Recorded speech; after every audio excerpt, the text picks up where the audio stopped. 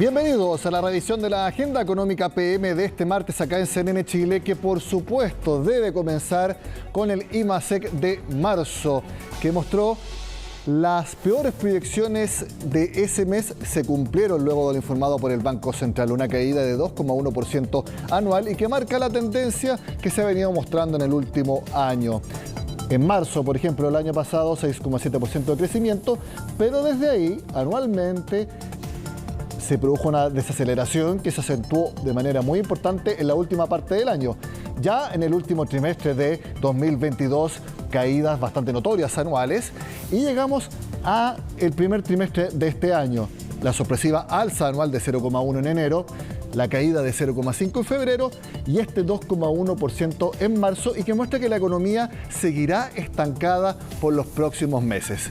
¿Y por qué les digo que la economía seguirá estancada en los próximos meses? Volvamos a esta época, pero del año pasado, y que está en la primera parte de la gráfica que les mostrábamos. Fíjense en las bases de comparación. Marzo cayó 2,1% porque miren el crecimiento de marzo del año pasado, 6,7%. ¿Qué es lo que va a pasar en abril y mayo? Miren las bases de comparación. 6% de crecimiento el año pasado y 6,1% en mayo. Esos son los próximos dos IMASEC que vamos a conocer y que tienen una fuerte comparación con respecto al año pasado. Por lo tanto, lo más probable es que sigamos viendo caídas anuales. Las que se podrían revertir quizás en junio, donde la comparación es menos importante, 3,4%, pero ya en julio ya es un 0,4%, por lo tanto ahí la vara sí que está bastante baja. Ahora hay una discusión técnica respecto a si estamos o no en recesión, depende de cómo lo comparemos.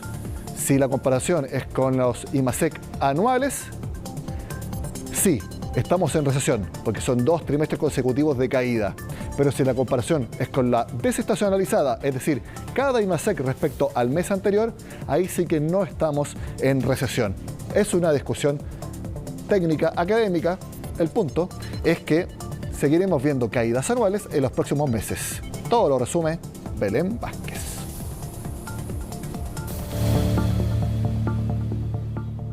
Es una de las caídas más pronunciadas de los últimos 6 meses y estuvo en la parte más mala de las expectativas. El IMASEC de marzo cayó 2,1% respecto del mismo mes del año anterior y reabrió un debate difícil de zanjar entre los especialistas. ¿Está nuestro país en recesión? Yo creo que la economía no está en recesión. En este caso, lo que tenemos es un crecimiento de la actividad respecto del trimestre anterior. Lo más probable es que este primer trimestre el crecimiento año contra año sea negativo. Los datos faltaba a lo mejor que mostraran eso y este dato de marzo viene a revelar un poquito eso. Veamos los datos. El IMASEC de marzo está explicado por las caídas en minería y comercio. La primera con menos 8,5% y el segundo con menos 5,4%. Aunque en contraste crecen los servicios 0,9% en números anuales y mensuales, de todas formas no logran ser contrapeso para los otros dos sectores. Los problemas de gestión de proyectos de Codelco no son problemas financieros. Son problemas de dificultades que hay en el mundo. Mira, es algo que estamos profundamente preocupados y lo vengo diciendo yo hace bastante tiempo. Tenemos que tratar de que sea lo menos malo posible, pero estas cifras hoy día nos están dando o nos están diciendo lo contrario. Teniendo eso claro, revisemos. Si miramos las cifras anualizadas, hay 2 trimestres consecutivos de caídas, pero si miramos los números desestacionalizados, es decir, comparando un trimestre con el trimestre anterior, lo peor ya habría pasado. Con el dato de marzo, el primer trimestre de 2023 acumuló una crecida de 1% en términos desestacionalizados, a lo que se añade el comportamiento de los últimos 3 meses de 2022, que tuvieron un incremento de 0,1%. Por supuesto, esa recuperación no es todavía suficiente para superar los niveles de hace un año atrás, porque hace un año atrás veníamos de un punto muy alto. A partir de ahí la economía se fue ajustando y luego ha empezado a recuperarse. Yo diría que la economía no está en recesión, como te decía, pero tampoco está creciendo, ¿verdad? Sino que más bien está estancada hace mucho rato. La definición estándar de recesión técnica corresponde a trimestres consecutivos de caída de la actividad económica y eso no es lo que está ocurriendo ahora. Y es que a pesar de que hay un panorama poco alentador, con una tasa de desempleo al alza y una TPM aún en sus máximos, el escenario venidero no sería tan malo como se tenía previsto. El peor momento de la recesión habría sido el segundo y tercer trimestre del año pasado, siendo este un periodo de ajuste con miras a una recuperación en la segunda parte del año. Todos los analistas preveíamos un ajuste bastante más violento que el que estamos viendo. Y ahora, obviamente, este tipo de cifras deja dudas de cómo puedan venir los próximos meses, pero por lo menos estadísticamente, viendo los números, no debiesen ser tan malos y como te decía también, el cuarto trimestre debería ser ya mostrando cifras en azules. Si además dejamos fuera del análisis a la minería, lo que da una caída de solo 1%, la cifra del trimestre sería positiva y arrojaría, según el cálculo de Hacienda, 1,6% de crecimiento. Pero no necesariamente es algo que se vaya a repetir, pues todavía queda algo de caída por delante. Una economía más resiliente, vamos a ver caída igual, menos de lo que estábamos esperando, y la inflación en ese sentido también va a tomar un poco más de tiempo en disminuir, digamos. Esa caída pendiente, que aún queda en todo caso, va a contribuir en el descenso de la inflación, cuyo dato de abril conoceremos el próximo lunes. Como les dije, si mirábamos los IMASEC anuales, sí estábamos en una recesión técnica, pero cuando miramos el desestacionalizado, no lo es. Fíjese cómo ha sido en el último tiempo. Vamos a centrarnos acá, en los últimos 2 trimestres. Octubre, una alza de 0,5% respecto a septiembre. Noviembre, caída de 0,8% respecto a octubre. Diciembre, crecimiento respecto a noviembre. En enero, por ejemplo, también tenemos crecimiento respecto a diciembre. En los últimos 2 meses sí hubo caídas respecto a los meses anteriores. Febrero respecto a enero y marzo respecto a febrero. Sin embargo, como en estos últimos 6 meses hubo algunos meses con crecimiento respecto a los meses anteriores, no se cumple la condición para que haya una recesión técnica medida desestacionalizadamente, que son 2 trimestres consecutivos cayendo. Estos números nos muestran que no se da, pero como les reiteré, es una discusión más que nada académica, porque la economía en verdad está bastante estancada. Vamos a seguir revisando comentarios de mercado ahora. Partimos con el grupo Security, se lo mostramos inmediatamente acá en pantalla. Ellos aseguran que las cifras confirman el estado de debilidad de la economía. Si bien la minería tuvo muy mal desempeño, el resto de los sectores sigue ajustándose, es decir, cayendo, excepto servicios. Mantienen la proyección de que el PIB de Chile no crecerá durante 2023. Santander, revisamos inmediatamente lo que opinaron. Ellos continúan observando una desaceleración asociada a un menor consumo privado afectado por el debilitamiento del mercado laboral, lo conocimos el viernes de la semana pasada, un entorno financiero estrecho debido a las altas tasas de interés y un contexto internacional que ha empeorado. Ellos estiman una contracción del IMASEC anual de 0,5%. Yo les dije que vamos a seguir viendo caídas anuales en los próximos meses. ¿Qué opinaron en Copeuch? También les invito a que lo revisemos. La fuerte caída anual estuvo influenciada por las altas bases de comparación con respecto a marzo de 2022. Con eso abrimos el programa de hoy. En cambio, el IMASEC no minero también tuvo una contracción y fue de una magnitud bastante menor. De hecho, y lo veíamos también, creció en términos mensuales respecto a febrero.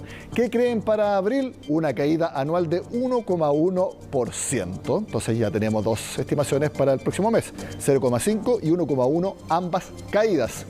Finalmente vemos que Visa Inversiones cree que esta sorpresa negativa cambiaría la perspectiva sobre la evolución de la economía. Aquí en Visa son más pesimistas. Ellos creen que la inflación sí podría ceder más rápido porque la tasa de referencia también sería recortada antes de lo esperado. ¿Qué quiere decir esto? Que ante este resultado de la actividad económica peor o dentro de las peores proyecciones, el Banco Central podría bajar antes la tasa de interés. Ellos solo creen en Vice. Ellos creen que las variaciones anuales negativas seguirían hasta mediados de este año y ahí estiman que en 2023, como conjunto del año, Chile caería 0,8% en su PIB.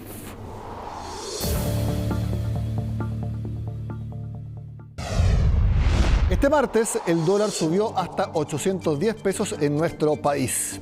Fue porque el mercado espera que la Reserva Federal de Estados Unidos este miércoles suba la tasa de interés más de lo proyectado o también relacionado a la tasa de interés, pero en Chile se espera que el Banco Central la baje antes de lo pensado debido a la debilidad económica actual? ¿O puede ser ambas razones? Lo conversamos junto a Felipe Sepúlveda, estratega de mercado de XTV, a quien vemos en pantalla. Felipe, gracias por estar en Agenda Económica. Muchas gracias a ustedes. Bueno, yo presenté estos dos factores. ¿Tú crees que es una combinación de ambos que llevaron al dólar a subir este martes? Sí, de hecho, los datos entregados al día de hoy de IMASEC impactaron fuertemente al alza el dólar, debilitando el peso chileno, y las expectativas de lo que pueda suceder mañana va a ser clave. En este caso, lo que pueda o no hacer la Reserva Federal, si es que suben o no sus tasas de interés, va a estar impactando nuestro tipo de cambio sin duda. Y eso lo llevó al día de hoy a estar a cotas bien interesantes, porque niveles más al alza o a la baja de lo que se encuentra actualmente podría desencadenar uno u otro evento para nuestra economía también. Exacto. ¿Cuáles son las expectativas de mercado? ¿Un alza en 25 puntos base de la Fed este miércoles o están ya pensando en 50 puntos? El mercado en gran medida ya tiene, de hecho, casi en un 90% de probabilidad que mañana nos vamos a encontrar con una subida de tipos de interés en torno a 25 puntos base, y va a tomar mucha relevancia lo que pueda o no decir Jerome Powell en su declaración. Si es que esta es o no la última subida, si es que van a venir más subidas de tipos de interés y cómo el resto del mundo se va a poder ajustar a eso. Y ahí es donde también nuestro tipo de cambio va a reaccionar sin duda alguna. ¿Cómo se comportó el dólar internacional respecto a las distintas monedas, igual que acá en Chile este martes? Si bien hemos visto que ha tenido bastante volatilidad el dólar a nivel internacional, lo que estamos viendo es que el día de hoy hubo una apreciación importante con respecto a los otros días, pero que tiende a corregir durante la sesión. Y eso marca un poco también la incertidumbre de lo que pueda suceder el día de mañana, si es que hay o no subidas de tipos de interés más marcadas. ¿Crees que el IMASEC que conocimos este martes, una caída de 2,1% en marzo, medida de manera anual, puede llevar a que el Banco Central anticipe el recorte de tasas de interés para estimular la actividad? ¿Hay algunos análisis de mercado que apuntarían a esto y que, como lo mencionaba al principio de nuestro comentario, podría también explicar no necesariamente la apreciación del dólar, sino que la depreciación del peso chileno? Efectivamente, de hecho, hay una posibilidad. Yo en lo particular creo que es un tanto lejana por cómo ha llevado su política monetaria el Banco Central. Y de hecho, si vemos la gráfica, nos vamos a dar cuenta que el impacto que tuvo hoy día la noticia sí devaluó nuestra divisa en particular, el peso chileno, en contra del dólar. Y eso ha provocado que ciertos factores de incertidumbre se vuelvan a instalar. La última sesión marca un impacto, pero tampoco es algo que veamos en exceso como lo hemos visto en otras oportunidades. El día de hoy, si bien se generó una volatilidad, no fue tanto en el tipo de cambio o en una devaluación tan grande del peso chileno como se esperaría. Entonces, si bien varios analistas señalan la posibilidad de que el Banco Central reduzca las tasas de interés más pronto, yo la veo como algo quizás un tanto más lejano de lo que se podría pensar el día de hoy, que estamos, como coloquialmente diciendo, analizando en caliente los datos económicos. Felipe, mañana si la Reserva Federal de Estados Unidos sorprende el mercado y sube en 50 puntos base la tasa de interés, eso debiera hacer que el dólar suba bastante, pero ya no mañana, sino que el jueves. Efectivamente, de hecho, el día de hoy el tipo de cambio cierra en 810, en torno a los 810. Lo que pueda o no suceder mañana con la Reserva Federal, vamos a ver el impacto principalmente el día jueves en la mañana. Y dado los puntos en el que está cotizando el día de hoy y lo que podría suceder mañana, perfectamente un escenario a favor del dólar en contra del peso chileno, desde aquí nos podría llevar a escenarios de 8.30 e incluso en el peor escenario para el peso chileno, zonas de 8.50. Creo que 8.30 va a ser una zona importante antes. Pero de darse el caso contrario, donde la Reserva Federal vaya acorde a lo que espera el mercado y veamos la última subida de tipos de interés, podríamos ver una debilidad importante en el dólar a nivel internacional, y eso perfectamente podría llevar nuestro tipo de cambio a apoyarse desde esa debilidad del dólar internacional a buscar cuotas más bajas en torno a los 785, 800 pesos. Bueno, un margen de maniobra bastante amplio, entonces estaremos atentos, por supuesto, a lo que decida el Consejo liderado por Jerome Powell allá en Estados Unidos. Felipe Sepúlveda, gracias por estar con nosotros. Muchas gracias a ustedes. Hacemos la pausa y ya volvemos acá en Agenda Económica.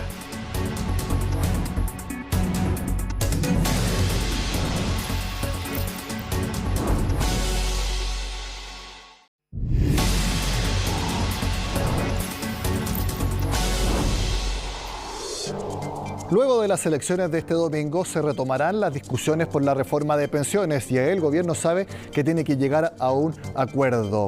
En CNN Prime de este lunes estuvo la ministra Janet Jara acá en CNN Chile entregando algunas luces por dónde iría un posible acuerdo. Y también hoy en Agenda Económica AM, el presidente de la Comisión de Hacienda del Senado también señaló que tanto la oposición como el oficialismo tienen que ceder en sus posturas. Veamos un compacto de ambas declaraciones.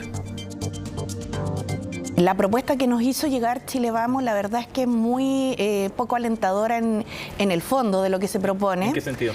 Propone que el 6% adicional vaya a capitalización individual, sí, y eso posterga el aumento de las pensiones para 40 años más. Esta semana también conocimos la propuesta de lo que se denomina la marraqueta, ¿no?, de depositarle 2 millones de pesos a cada hijo nacido vivo, también por parlamentarias del sector. Eso significa postergar el aumento de pensiones 65 años más. Cuando esos niños, cuando esos bebés se jubilen. Tenemos que ponernos de acuerdo en lo principal, ¿no? Y es si vamos a subirle las pensiones al 1.400.000 personas que hoy día está pasándola mal, y en particular a las mujeres. La mesa es un instrumento para llegar al acuerdo. Y si el instrumento se fortalece con la llegada de otros parlamentarios de la oposición, van a ser muy bienvenidos. Si no, tendremos que buscar otro instrumento. El fin es poder reformar las pensiones para subirlas. Estamos buscando otras alternativas. Sin duda, las cuentas nacionales nos parecen como existen en otros países, que son un buen sistema de seguridad social, pero para que la reforma avance va a requerir también el voto de los parlamentarios. Es un dato de realidad concreto, y vamos a buscar alternativas, Sebastián, pero que produzcan el mismo efecto, subir sustantivamente el monto de las pensiones. Nuestro sistema de pensiones requiere solidaridad para que sea mixto, equilibrado, no extremo. Nosotros tenemos la intención de que esto se destrabe, pero no para seguir haciendo más de lo mismo, sino que para cambiar el sistema de pensiones. Acá tenemos una diferencia con la oposición respecto al destino de los fondos, la administración de los mismos, ¿ya? Y en este esquema lo que yo veo es lo siguiente. Primero, desde el punto de vista 100% político, si yo quiero avanzar con mi propuesta, no teniendo mayoría en el Parlamento, y también tengo que escuchar lo que dicen los chilenos, le quiero pedir a la oposición que no se escude solamente en su mayoría parlamentaria o en el empate parlamentario que tenemos en el Senado. Yo también lo hago extensivo a sectores del gobierno, del cual yo soy parte, de que hay que a veces ajustarse a la realidad. No tengo mayoría en el Parlamento, hay que avanzar en la medida de lo posible, y a veces, sin renunciar a ninguna convicción, hay que dejar de lado algunas políticas de nicho identitaria y entender de que para avanzar tal vez tengo que reducir el universo de lo soñado. Por supuesto que la crisis de seguridad en nuestro país impacta en la economía y más que nada en el comercio. De hecho, la sensación de victimización en ese sector llegó a su mayor registro histórico.